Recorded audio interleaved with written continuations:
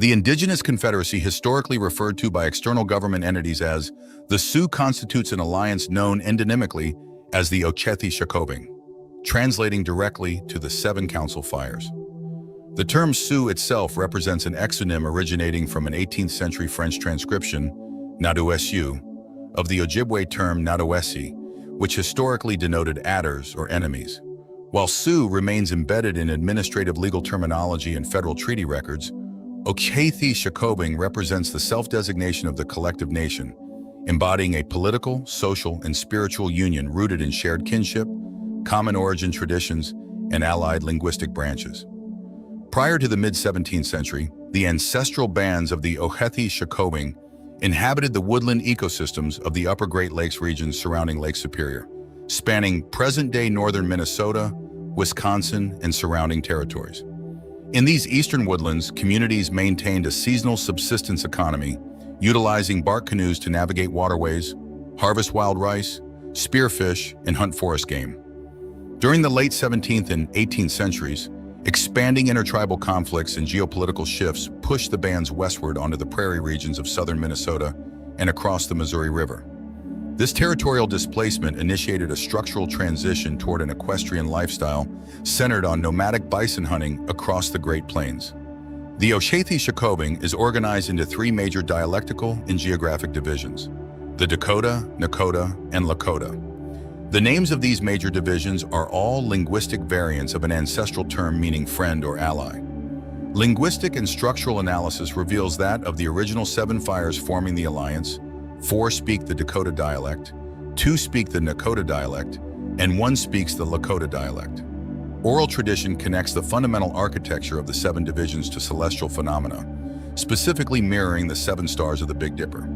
According to this narrative, 7 followers took the body of a fallen leader home following a hunt, and their actions during the subsequent burial established the foundational prototype for the 7 council divisions. The foundational unit of societal organization across all divisions was the Nadowessi, an extended family group operating as a cooperative economic and social unit. The Nadowessi provided mutual protection, elder support, collective child rearing, and resource distribution. Multiple Nadowessi units combined to form distinct bands, which in turn constituted the broader Oyat, nation or people. While the eastern and western divisions retained their 4 and 2 traditional fires respectively, the westernmost branch, the Lakota or Taitunwan, plains dwellers, expanded into 7 distinct autonomous bands known as the 7 Lakota Oyats. Political and spiritual unity among these dispersed bands was maintained through the preservation of the Feta Wakang, sacred fire. When a village moved across the plains during seasonal migrations, embers from the previous council fire were carefully carried in bison horn coals containers to rekindle the fire at the new site. Annually during midsummer, the scattered bands gathered in large communal encampments. This gathering coincided with the Wiwanyang Wachapi, Sundance ceremony, serving as a venue for diplomatic councils, trading, social events, horse racing, courtships, and fulfilling spiritual vows. Lakota spiritual understanding centers on Wakang Tanka, commonly translated as the Great Mystery, or Great Spirit, representing the holistic, creative force that animates the cosmos. All elements of creation, human beings, animals, plants, landforms, and meteorological phenomena, are understood to possess spirit and exist in an interconnected web of kinship expressed through the phrase, Mitakuye Oyasing, all my relations. According to oral traditions, during a period when the people had lost their spiritual balance and ability to pray, a holy entity named Pisangwing, white buffalo calf woman, appeared to 2 hunters. One hunter approached her with disrespectful intent and was reduced to bones. The second hunter, recognizing her holy nature, was instructed to prepare his village for her arrival. Upon entering the camp, Private Sangwing presented the people with the Chongnungpa, sacred ceremonial pipe, and taught them the 7 sacred rites necessary to maintain communion with Wakang Tanka. Upon delivering the Chongnungpa and instructing the chief and people, Paita Sangwing departed the village.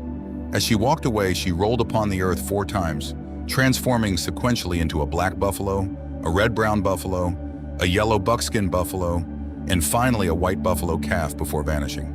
The original sacred pipe bundle brought by White Buffalo Calf Woman has been preserved continuously across 19 generations. Today, Chief Arval Looking Horse serves as the 19th keeper of the sacred white buffalo calf pipe.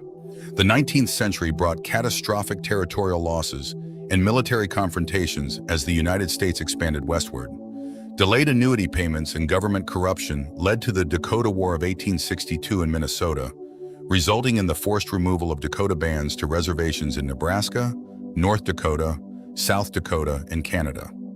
Further west, persistent resistance by Lakota and Dakota bands forced the United States to negotiate the 1868 Fort Laramie Treaty. The 1868 treaty established the Great Sioux Reservation, encompassing the western half of South Dakota, including Pahasapa, the Black Hills, an area central to Lakota origin stories and spiritual practices. Article 12 of the treaty contained a crucial protective clause. No future cessions or sales of reservation land would be legally binding unless signed by at least 3/4 of all adult male tribal members. Following the 1874 military expedition led by George Armstrong Custer, which confirmed gold deposits in the Black Hills, the U.S. government attempted to buy Pahasapa. When tribal leaders refused, Congress enacted a statute in 1877 unilaterally seizing the Black Hills. This act was signed under military duress by only about 10% of the adult male Sioux population, directly violating Article 12 of the 1868 treaty. In United States versus Sioux Nation of Indians, 1980, the U.S. Supreme Court affirmed that the United States had failed to pay fair compensation, noting that a more ripe rank of dishonor had seldom been witnessed in American history. Despite severe socioeconomic challenges across regional reservations, the Očhéthi Šakówiŋ has steadfastly refused the judgment funds. Taking the cash would legally extinguish tribal title to Pahasapa. Consequently, the tribes maintain a unified demand for the physical return of federally managed lands within the Black Hills. In the 21st century, the Očhéthi Šakówiŋ has reasserted its political unity and cultural sovereignty to address contemporary challenges. Modern tribal governments spanning South Dakota, North Dakota, Minnesota, Nebraska, Montana, and Canada routinely collaborate through intertribal coalitions to address environmental protection, healthcare, economic development, land recovery, and child welfare. A historical milestone occurred in August 2016, north of the Standing Rock Sioux Reservation. In opposition to the construction of the Dakota Access Pipeline, DAPL, leaders and members of the Lakota, Dakota, and Nakota nations convened a formal council camp. This assembly marked the first full traditional convening of the Očhéthi Šakówiŋ in over a century. Operating under the principle of Mni Wachoni, water is life, the gathering highlighted the enduring relevance of traditional alliance governance in modern political advocacy. Simultaneously, educational initiatives such as the Očhéthi Šakówiŋ Essential Understandings, OSEU, have been integrated into regional educational frameworks. Developed by Indigenous scholars, elders, and cultural specialists, the OSEU standards provide core concepts covering history, culture, language, and sovereignty. These standards counter historical misrepresentations and promote cross-cultural understanding in public education. Language immersion programs across reservations like Pine Ridge, Rosebud, and Standing Rock actively revitalize the Lakota and Dakota dialects, securing cultural continuity for upcoming generations. The ethno-historical trajectory of the Očhéthi Šakówiŋ reflects an enduring commitment to tribal sovereignty, cultural preservation, and territorial integrity. From their woodland origins in the Great Lakes region to their adaptation as equestrian nomadic hunters of the High Plains, the 7 council fires maintained a cohesive social structure grounded in the Theoshpaye extended family unit and unified by the preservation of the sacred fire. The spiritual canon delivered by White Buffalo Calf Woman, encapsulated in the Changnungpa and the 7 sacred rites, continues to serve as the foundational ontology for the Dakota, Nakota, and Lakota nations.